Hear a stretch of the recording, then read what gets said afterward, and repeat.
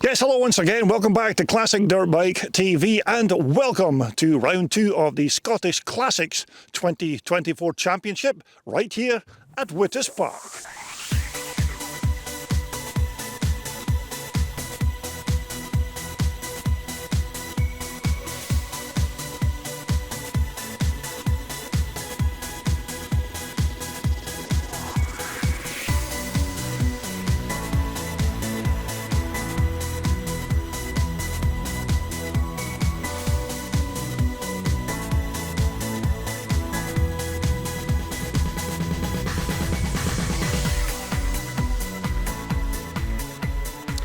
Yes, hello once again. Welcome back to Classic Dirt Bike TV. And as you can see, we're out and about on our travels once again. And today we've made the journey from Scotland into the north of England to hold round 2 of the Scottish Classics 2024 Championship. Now, this particular round would normally be held at Thornhill in Dumfries on the Scottish borders, but unfortunately we don't have the use of that track for this year. So Ian Ridley has very kindly loaned us his superb venue here at Wittas Park in Bassenthwaite to take care of our round 2 race event. Now, we did have a very good 2 days over there in Northern Ireland a few weeks back, and just in case you're interested, we did raise over £12,400 for local charities in the area for that 2-day event. So again, thanks to everybody who donated or helped out for that 2-day charity scramble. But today here at Wittas Park we have plenty racing for you to take a look at. We'll of course have the vintage bikes of the old pre-1968 class and move on to the pre-1975s, and we'll also have some pre-1989 125 Evo bikes as well. And to finish off, we'll have the big twin shock bikes of the pre-1984 class. So there's quite a lot to get through here today, and the weather forecast for this part of the country is quite good for today, so hopefully we won't see any rain to spoil our enjoyment on the track. But before we get down to the racing, let's take a quick walk around the paddock and take a look at some of the nice bikes that are soon to take part in this round 2 event here at Wittas Park.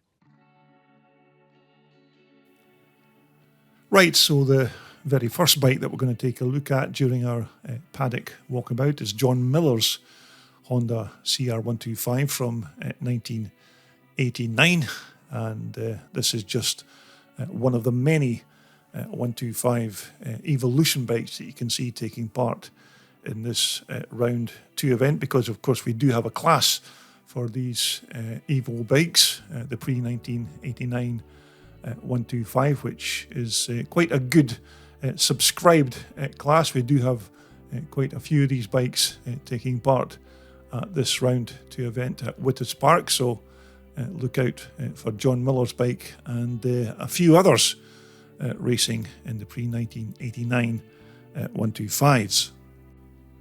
But as you can see, a very tightly compact little 2-stroke reed valve, power valve engine in these Honda chassis.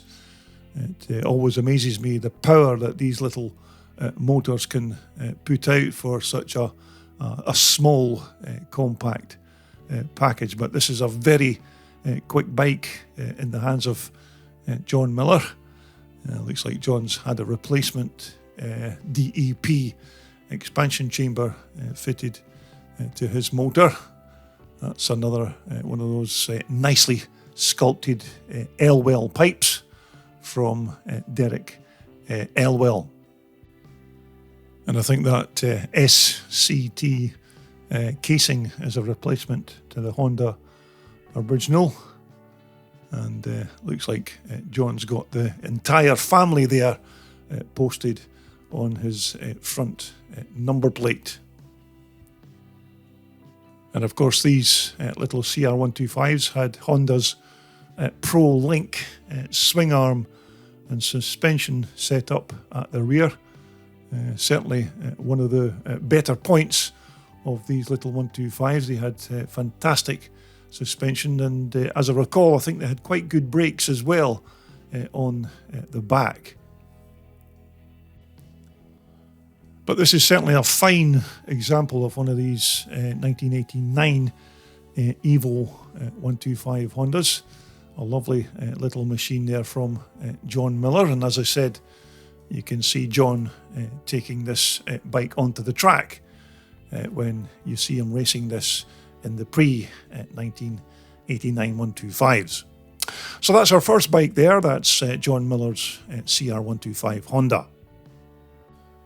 So next up we have our first old classic of the day. This is Richard Palmer's BSA B50 Classic.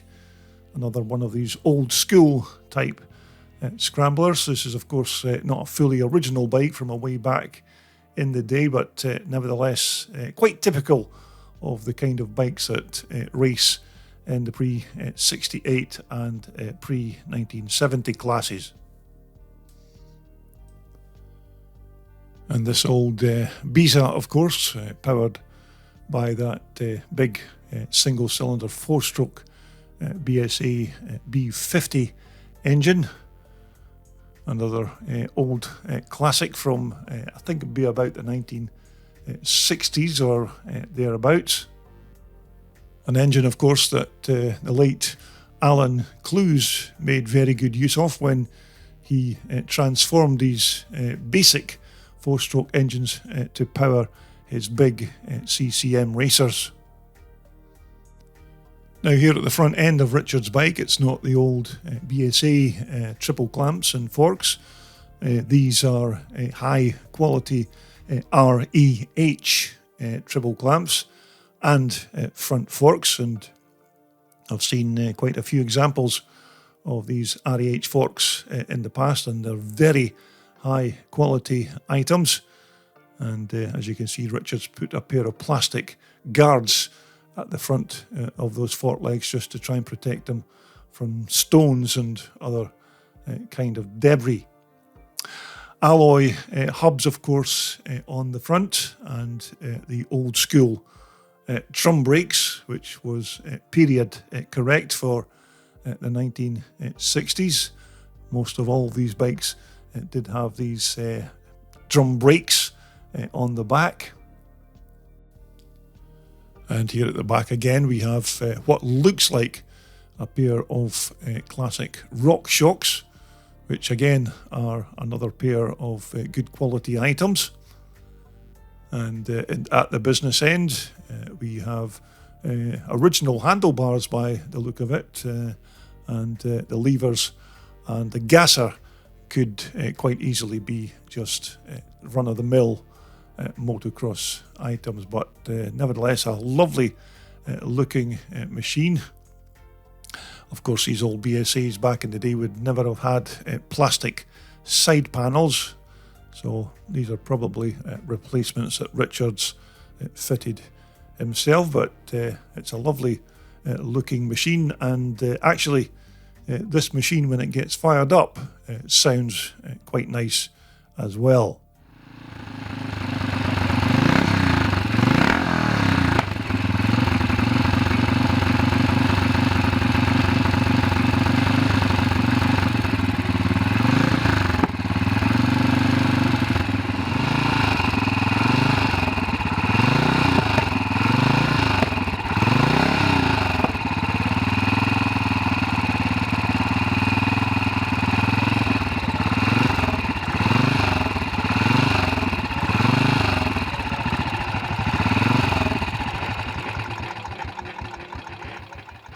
So that was Richard Palmer's BSA. Next up, it's the turn of Mike van der Merwe's 1970s Suzuki RM 370.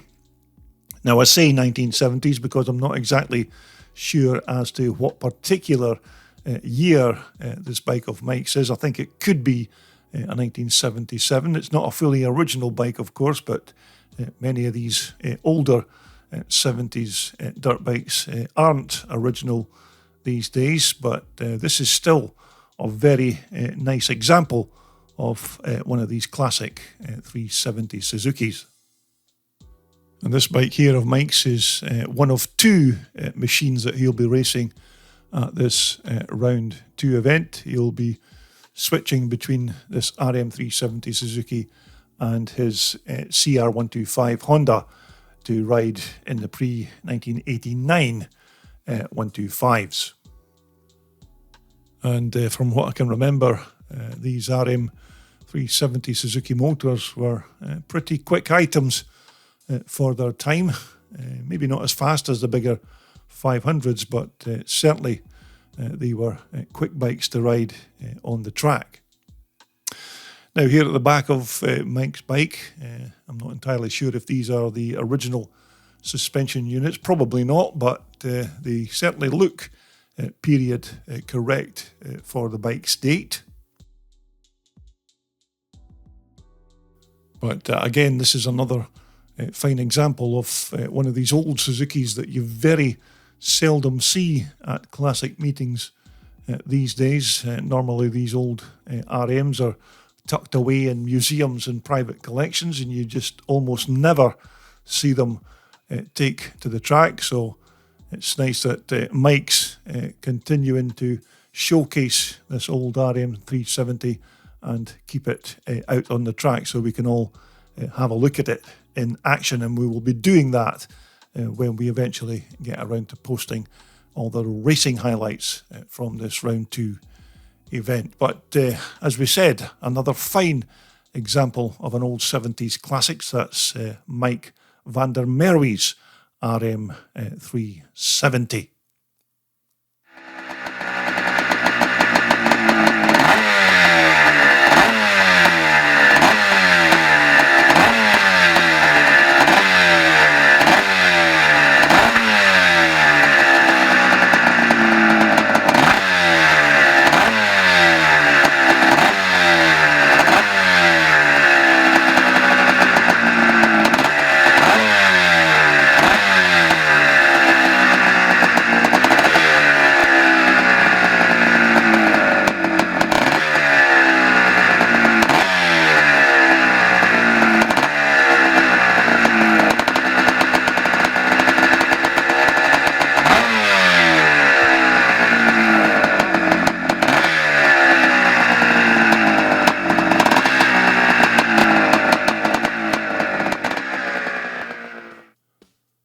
Right, so next up, it's another Suzuki, a slightly later example this time. This is Gary Cornell's RM125 Suzuki. Nice looking example of what I think is possibly a late 70s or early 1980s bike. And again, this is another 125 that's going to be racing in the pre-1989 125s. It looks like Gary's bike, his engine anyway, has one of those upgraded cylinder heads. I think this was called the porcupine head, I can't remember, but it's certainly not the original part, but as far as I know, this was a part that you could buy as an upgrade for this Suzuki motor.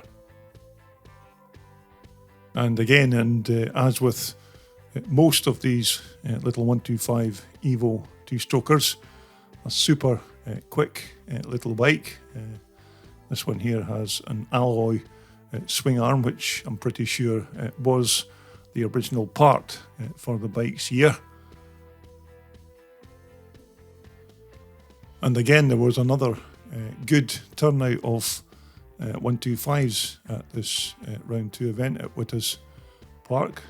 Seems to be getting more popular each and every year, this 125 series. So it's certainly one of the newer up and coming classes for the Scottish Classic Club.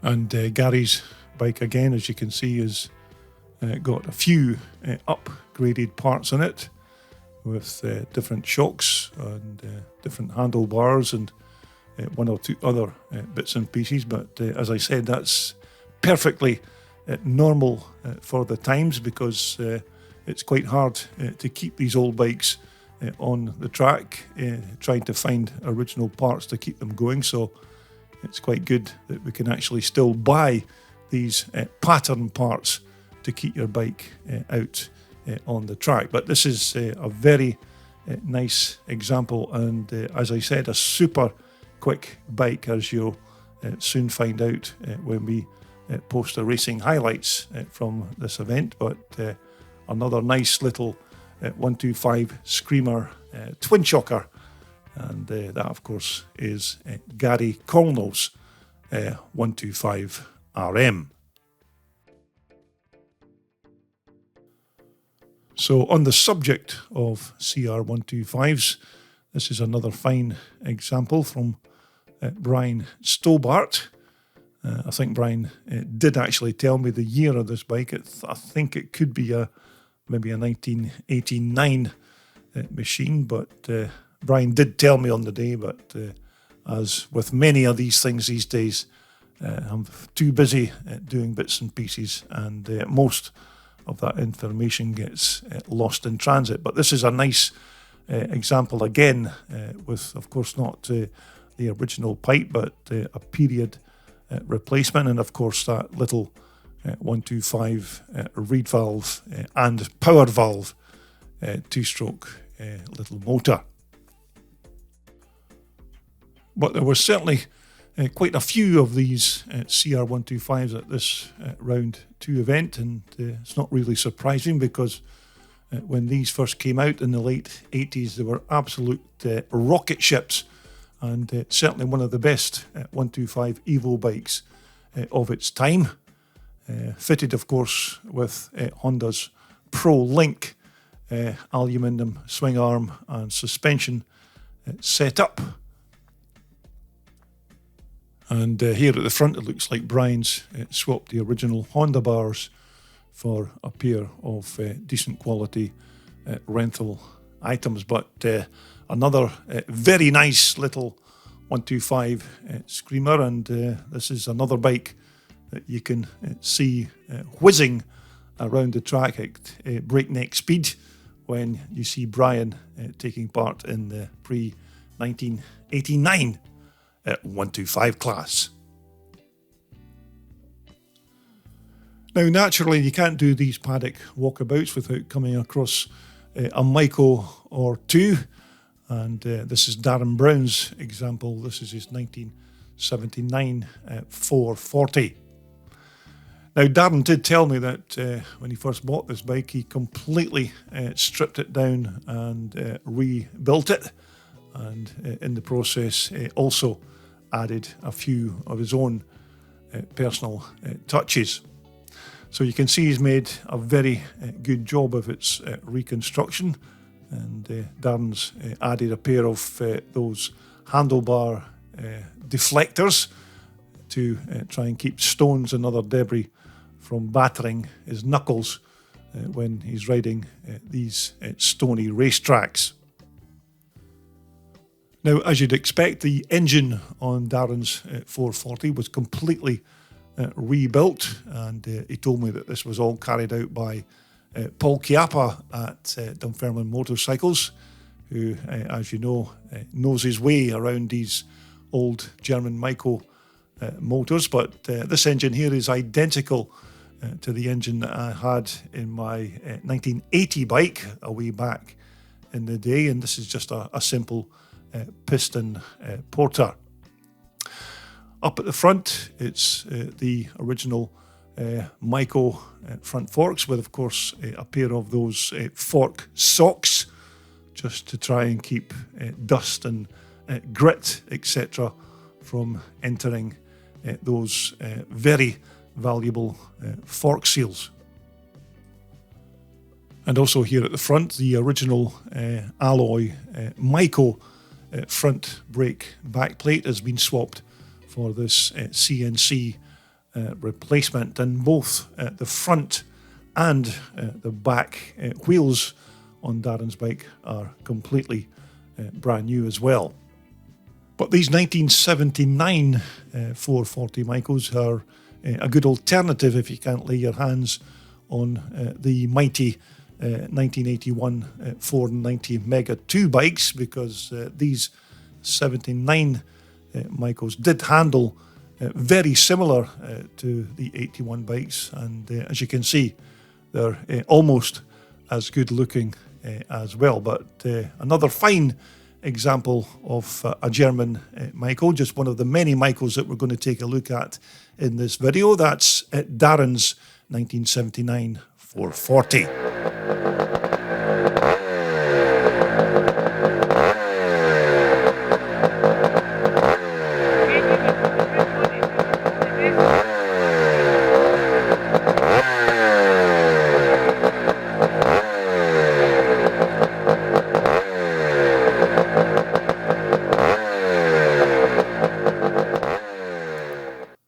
So moving right along, the next bike we're going to take a look at is this beautiful 380 CZ twin shocker, and this bike here belongs to Ian Marr.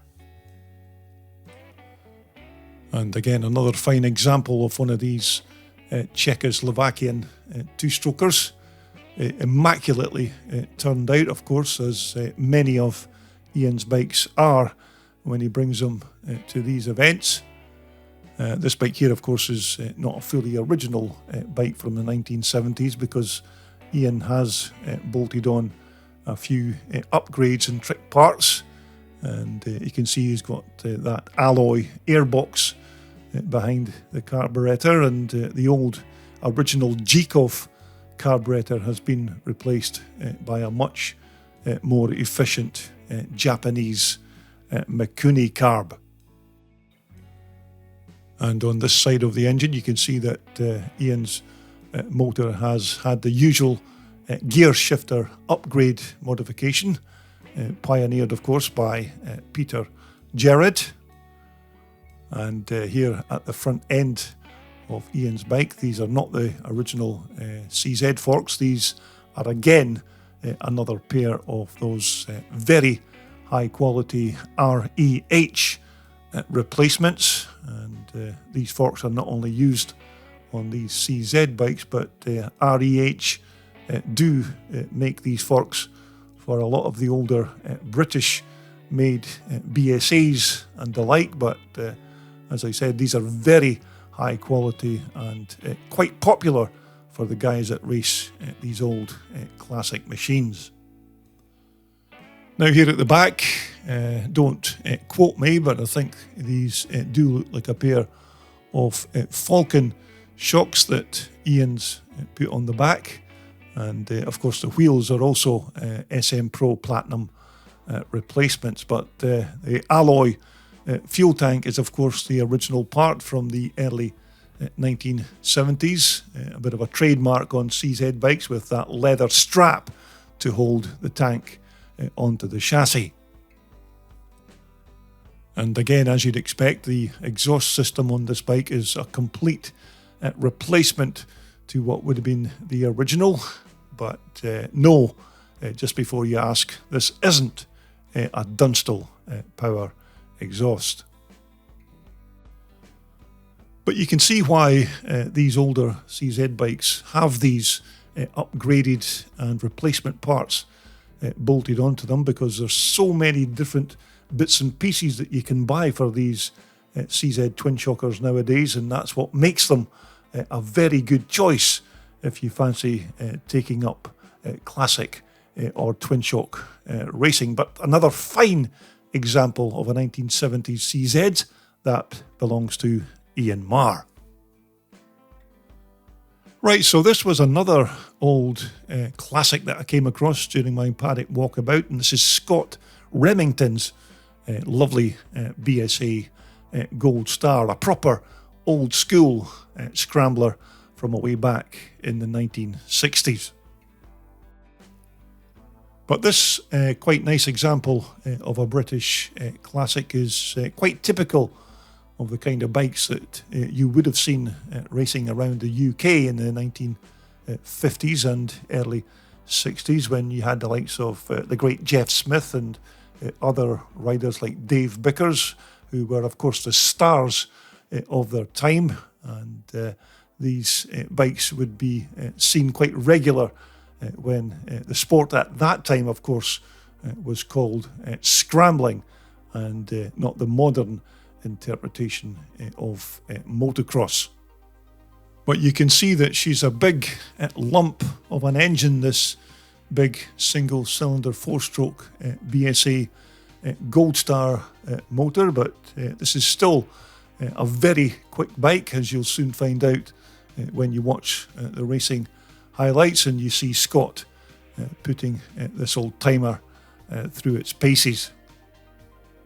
Now, I did have a quick chat with Scott while I was taking these little video clips. He told me that the bike was a bit of a lump of a motor. It wasn't very nimble in the corners as you'd expect, but this thing could plough fields no problem with the traction from that big single cylinder 500cc Goldie motor.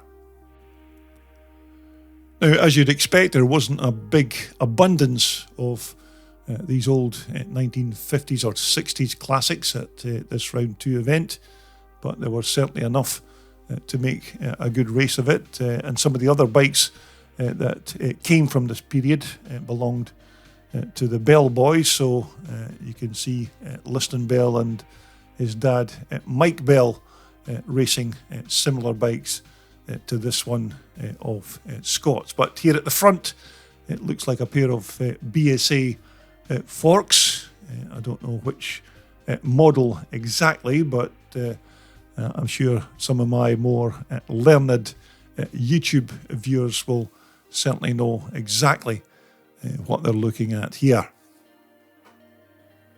And again, you can see an abundance of nicely polished alloy, which of course was the material of choice for these old scramblers back in the day, with their alloy polished fuel tanks, the front and rear mudguards, and of course the alloy side panels as well, because at that time we didn't have the luxury of nice bendy colourful plastic. But a lovely old classic there, and a nice example of a 1960s racer from Scott Remington. Now, this was another nice bike that I came across during my Paddock walkabout. This is Martin Jackson's RM250 Suzuki. I just spotted this bike as it was leaning against the chestnut fencing there, but another nice old classic, like not a fully original bike, because it does have different shocks on the back, and it looks like a pair of upgraded footrests there as well. Now, this is a bike I know absolutely nothing about, because Martin wasn't in the vicinity when I managed to grab this couple of video clips, but what a little cracker of a bike. I'm pretty sure that it's from the early 1970s with that 2-stroke motor, which I have to say does look like it's the stock original item. But it certainly would have been nice to get a proper look at this bike from both sides. But of course, I don't want to go around moving people's valuable machinery around when they're not there. But the fuel tank has been covered with this Suzuki period correct tank cover. But as I said, it is a bit of a pity that we couldn't get a full look at this bike, but nevertheless, it's still another cracking little scrambler from the 1970s. That's Martin Jackson's 250 Susie.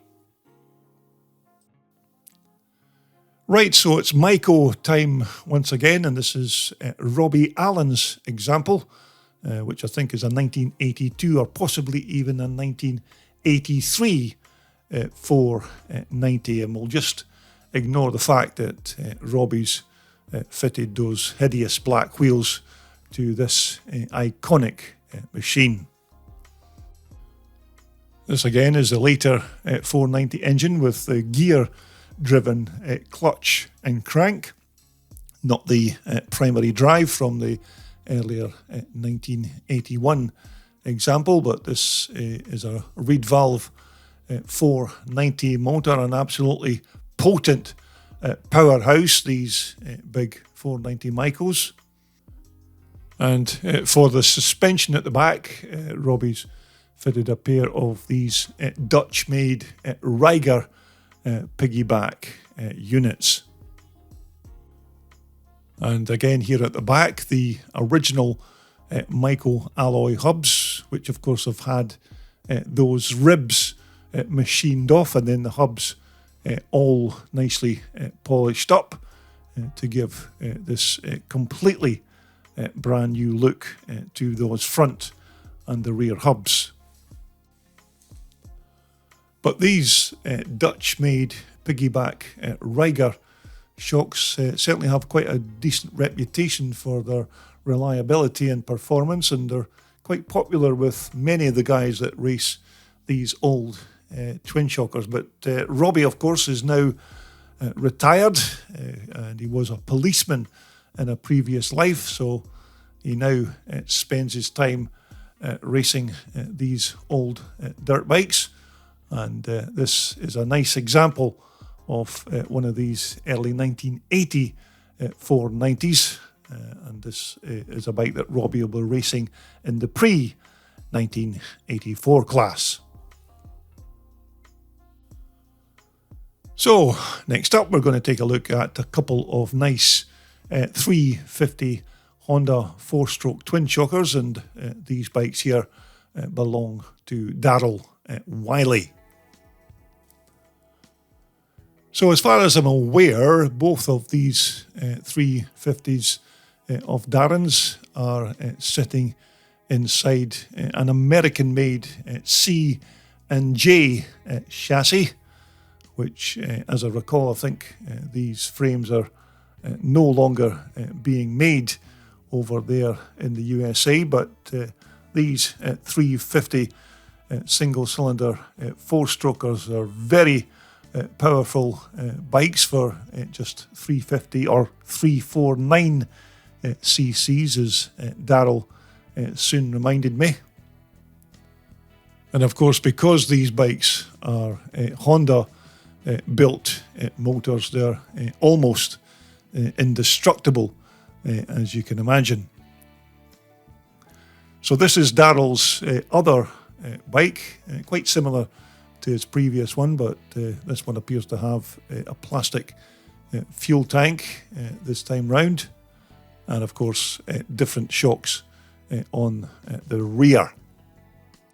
But Daryl's certainly been campaigning both of these bikes for quite a few years now with the Scottish Classic Scramble Club, and he does get some good results with both these bikes, and as far as I know, they've been quite reliable up to this point, but hopefully I don't want to put the commentator's curse on Daryl before he takes the bikes onto the track, but as I said, because these are Hondas, you can expect them to be very well made and very well built. But you can certainly never have too many bikes when you go to these old classic events. It's quite handy to have one bike to race and have another as a standby bike, or maybe even a donor bike for spare parts. But again, a couple of lovely 350 Hondas from Daryl Wylie. Now, I chose to take a look at this old 1980 250 Maico belonging to Stuart Muirhead because, as I've said in previous videos, I did have a 1980 440 that I raced very similar to this bike back in the day, but this again is another quite nice, almost original example of one of these 1980 250 Maicos. Now, you're probably already aware that the 1980 chassis wasn't Maico's finest hour, and but the engines that they put in these bikes were pretty good. This is, of course, the 250 piston port motor with the big Bing carburetor, and I think it looks like Stuart's modified that front exhaust pipe ever so slightly. But these 250 Maico motors make a fantastic club rider's bike if you just want to go out and have a bit of fun on a Sunday with your racing mates. Of course, the 440 also was a very good engine in these bikes, but this example here of Stuart's is quite a nice 250. It looks like the boss there in the background keeping an eye on me just in case I do something wrong when I'm filming Stuart's bike, but a very imposing figure there at the back. But again, this is another bike that you can see soon taking part when Stuart takes to the track in the pre-1984 250 class. So next up we have a nice couple of bikes belonging to Gary Britton. This is his 1983 YZ125 Yamaha, and of course his 1983 125 Suzuki RM. And in fact, both of these bikes were being offered up for sale. So if you think that this is maybe a couple of bikes that you would maybe fancy, then why not just give Gary a call, and I'll place the number at the bottom of your screen at the end of this clip. Now, there seems to be quite a high demand for these Evolution pre-1989 125s because, as I said, we do have a class for these bikes now at the Scottish Classic Club, and this class is becoming increasingly popular, and these older 125s are becoming a bit harder to lay your hands on. So if you think you might want to get into the pre-1989 125 racing class, then these two bikes here, or maybe even just one of them, would make a cracking starter bike. Now, I don't have any information with regards what's been done to these bikes through the years and what sort of money has been spent on them in the past, but I'm pretty sure that if you contact Gary or give him a call, then I'm pretty sure that he'll put you in the picture and let you know all of the intricate details about both of these machines.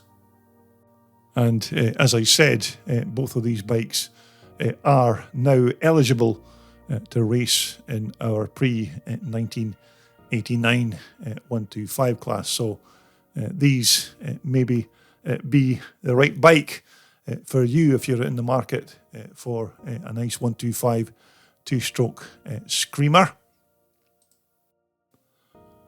And actually, Gary did tell me on the day that the only reason that he was selling both of these bikes was because he has a workshop full of classic machines, and he was trying to thin the herd, so to speak. But if you think that either of these bikes is something that you might be interested in, then why not just give Gary a call on this number, and he will furnish you with all of the details on both of these bikes. Right, okay, so just to finish off our Paddock walkabout, we're going to take a look at Clark Davidson's 1979 Honda CR 250 Red Rocket. And once more, this was another example of quite a few Honda Red Rockets that were attending this round 2 event at Wittas Park. But I must say, this example here of Clark's is quite nice when you see it with some of these trick parts bolted onto it. Of course, it would not have had that aluminium alloy swing arm way back in 1979, but when these bikes first came to the UK, they were an absolute revelation. And it wasn't too long before riders were either trading in or swapping or selling their European build tacos and Ossas just to get their hands on one of these Honda Red Rockets. But as I said, when these bikes first came here to the UK in the late 1970s, they were absolutely awesome machines, and you could win races with these bikes just purely by taking them out of the crate and putting them onto the track, and that was without any modifications or basic tuning. So it'll give you an idea just how amazing these bikes were when they were first introduced to the UK. Now again, Clark's example here does have a few modern and trick parts bolted onto it, which almost all of these Red Rockets do have these days. You'll never find a Red Rocket with all of its original 1970s parts still bolted onto it, but again, these bikes do make a very good introduction to twin shock racing if you want to take up the sport, because there are loads of remanufactured parts and some new old stock parts available if you can lay your hands on them, which, as I said, makes them a very good bike as a starter machine for twin shock racing. And once more, this is another very quick bike, as you're soon to find out when we eventually get around to posting all of the racing from this event. But another belter of a twin shock classic, that's Clark Davidson's 1979 250 Honda Red Rocket. So that's just some of the bikes that I spotted around the paddock at Wittas Park. But of course, coming up next, we'll have all of the racing highlights from this round 2 event here at Wittas Park. And I hope you can join me to take a look at all of these bikes in action. But again, thanks for joining me here on Classic Dirt Bike TV. So until the next time, it's goodbye for now.